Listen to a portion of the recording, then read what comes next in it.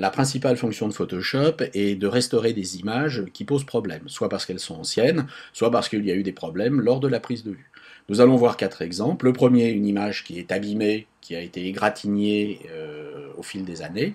Le deuxième exemple sera une image dont les couleurs ont été altérées, parce qu'elle a été exposée peut-être à la lumière.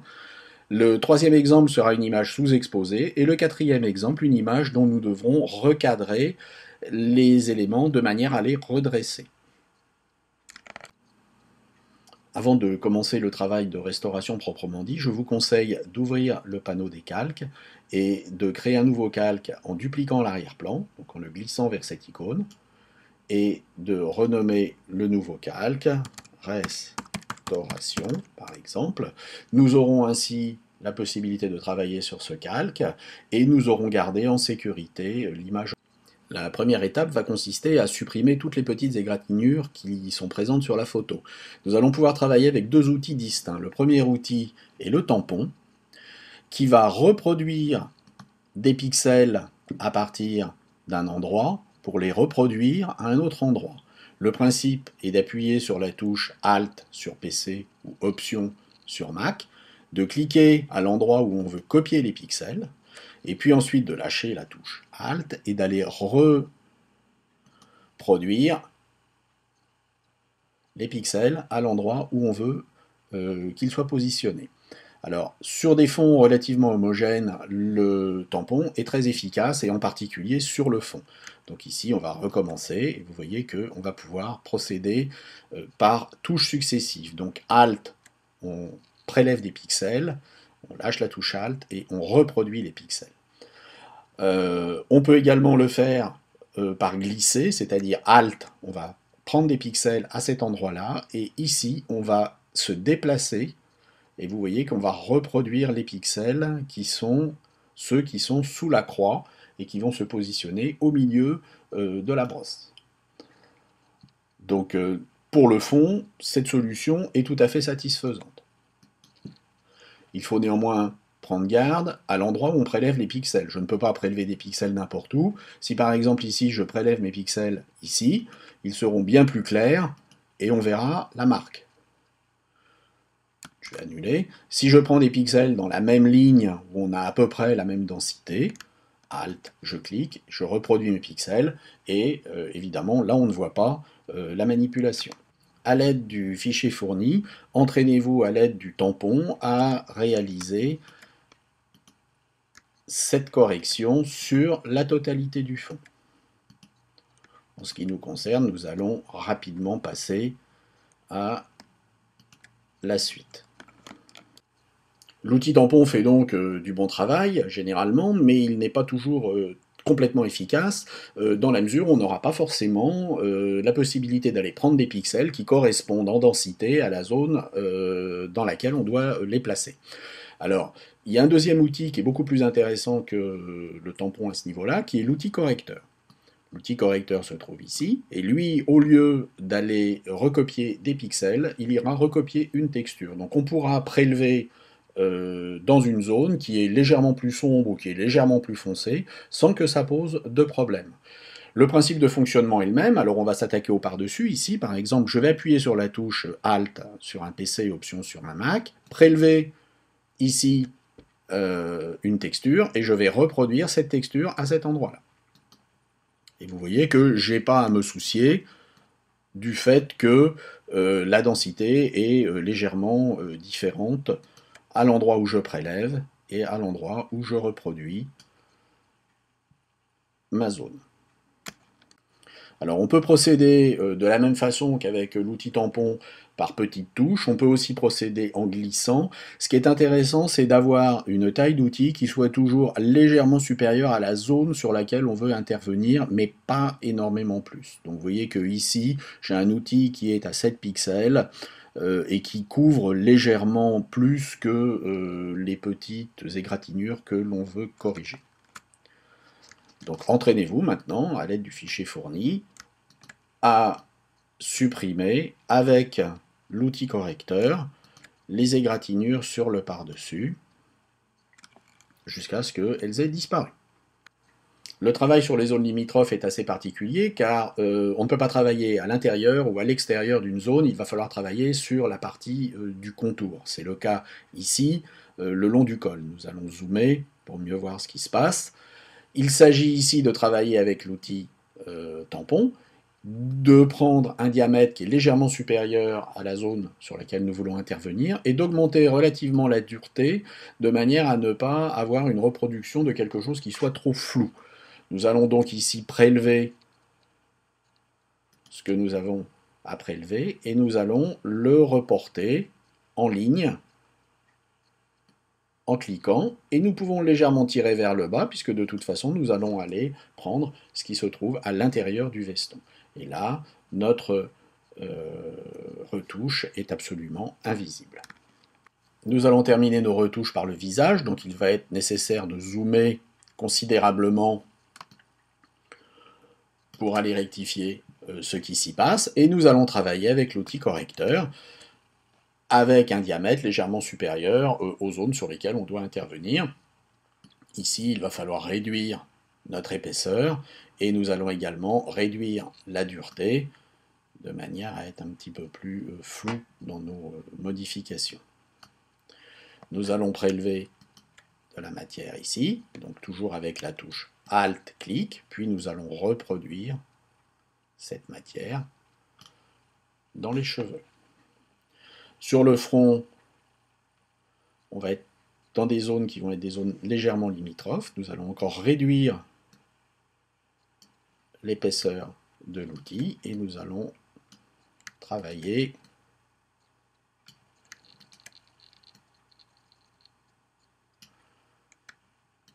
extrêmement doucement.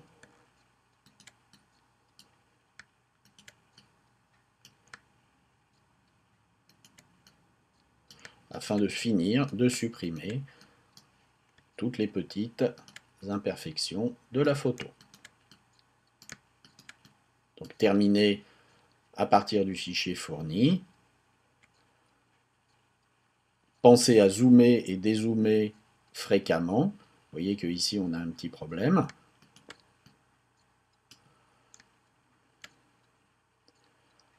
Jusqu'à ce que vous obteniez un nettoyage absolument complet de la photo. Notre travail de nettoyage est désormais terminé. Nous avions autre problème fréquemment rencontré. Nous avons une photo qui a mal vieilli dans le temps et pour laquelle nous avons des dominantes de couleurs. Comment récupérer ces couleurs? C'est très simple. Vous allez ouvrir le panneau des calques et vous allez dans le panneau des calques demander à appliquer un réglage de balance des couleurs, car nous avons clairement ici un déséquilibre magenta et jaune. Nous allons donc déplacer les curseurs magenta et jaune vers le vert et vers le bleu pour les tons moyens. Je vous conseille de le faire avec des valeurs identiques, ou à peu près, pour les deux composantes, de manière à garder une certaine forme de neutralité. Et vous voyez que très rapidement, vous allez récupérer les couleurs initiales. Donc ici, à peu près aux alentours de 50, on devrait obtenir quelque chose de correct. Donc il y a deux curseurs à déplacer sur les tons moyens. Selon les cas, il est possible que les dominantes aient également intervenu sur les tons clairs. Auquel cas, vous procéderiez de la même manière sur les tons clairs. Apparemment, ce n'est pas trop le cas ici. On a peut-être une petite dominante de magenta sur les tons clairs, mais ce n'est pas forcément évident. Il est possible que la passagère du scooter ait un léger coup de soleil et qu'il ne s'agisse pas d'une dominante. Autre cas de figure assez fréquent, une image au cadrage parfait est très clairement ici sous-exposée. Alors, nous savons régler l'exposition, nous allons ouvrir le menu latéral et le panneau des calques, nous allons appliquer un réglage d'exposition, nous allons pousser celle-ci suffisamment pour arriver à bien voir le véhicule, et puis nous allons malheureusement constater que si nous voyons bien le véhicule, nous avons perdu toute la profondeur que nous avions dans le ciel. Il y a donc nécessité de masquer la partie du ciel au niveau du masque de fusion, de manière à ne pas appliquer l'exposition sur le ciel et garder celui-ci en l'état. il suffit d'avoir bien activé ce masque de fusion, d'avoir choisi un pinceau avec une épaisseur suffisante pour pouvoir travailler rapidement, et puis une couleur noire qui fait que là où nous allons peindre, eh bien, nous masquerons le changement d'exposition que nous venons de réaliser. Alors nous allons travailler ici très rapidement. Il est conseillé également de zoomer de manière à pouvoir être précis dans ce que l'on va faire. Donc n'hésitez pas à zoomer, n'hésitez pas à faire varier la taille du pinceau, travailler à partir du fichier qui est fourni, et puis petit à petit restituer le ciel dans son état normal avant que l'exposition ait été appliquée.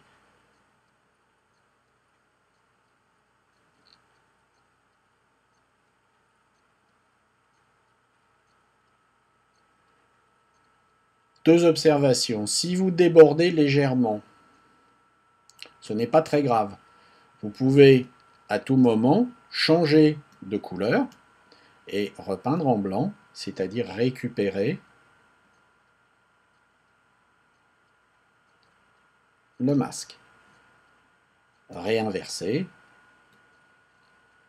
et repeigner jusqu'à obtenir le résultat voulu. Deuxièmement, vous pouvez toujours voir la totalité du masque en cliquant sur la touche Alt sous Windows et Options sur Mac et sur la vignette, et là vous voyez votre masque. Ça peut permettre de régler rapidement des petits oublis, vous voyez, qui peuvent être faits à certains endroits.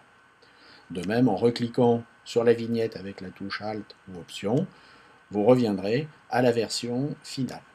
Dans le cas de cette photo, nous allons avoir besoin de redresser les éléments. Vous constatez qu'à droite, les immeubles ont tendance à pencher.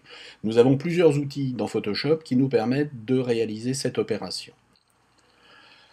Pour atténuer l'effet, deux possibilités. Soit vous double-cliquez sur le réglage, et puis vous allez pouvoir modifier l'exposition plus ou moins. D'accord. Soit vous réglez ici l'opacité globale du calque. Notez également que si vous ajoutez un autre réglage, par exemple, on peut ajouter un réglage de vibrance pour rendre les couleurs un petit peu plus claquantes. Vous voyez, ici on a un petit effet de vibrance sur le véhicule. Si vous voulez que cet effet ne s'applique qu'au véhicule, vous pouvez dupliquer le masque qui se trouve ici, sur Exposition, pour pouvoir l'ajouter à la vibrance. Il suffit d'appuyer sur la touche Alt ou Option, de cliquer sur la vignette du masque de fusion et de le déplacer vers l'effet auquel vous voulez l'appliquer. Vous remplacerez le masque de fusion et vous aurez maintenant la vibrance qui, en plus, va s'appliquer, et uniquement sur les parties qui sont les parties blanches du masque de fusion, donc les parties non masquées. Donc vous voyez qu'avec quelques réglages rapides, on a pu récupérer cette photo. Donc le principe serait exactement le même pour une photo à contre-jour ou pour éclaircir une partie d'un élément dans une image. Dans le cas de cette photo, nous allons avoir besoin de redresser les éléments. Vous constatez qu'à droite, les immeubles ont tendance à pencher. Nous avons plusieurs outils dans Photoshop qui nous permettent de réaliser cette opération. La première action à entreprendre va être de prendre l'outil de recadrage et puis de cliquer sur un des coins, par exemple, de manière à afficher une grille. Alors, l'outil de recadrage permet d'afficher plusieurs grilles. Pour l'instant, nous allons régler des défauts sur l'image, donc nous allons avoir besoin d'une grille complète pour vérifier où est-ce qu'il y a des déviations par rapport à une horizontalité ou à une verticalité. Ce passage par un diagnostic est très important. Alors ici, on a des immeubles qui sont à peu près droits et on s'aperçoit qu'on a une sphérisation en bord d'image. Donc tout a tendance à pencher vers le haut, et puis on a à peu près la même chose ici. Donc on aura vraisemblablement un problème de sphérisation. Une fois que ça c'est fait, on va pouvoir recliquer sur l'outil de déplacement, demander à ne pas renier l'image puisqu'on n'a plus besoin de la grille, et on va pouvoir travailler avec les différents filtres mises à notre disposition. Le premier filtre utilisable est un filtre de correction de l'objectif. Alors, de la même façon, on peut afficher également une grille. Elle est moins précise que la précédente, mais on retrouve néanmoins les mêmes verticalité et horizontalité, et on voit bien que ici on penche légèrement vers le haut, et ici on penche également légèrement vers le haut.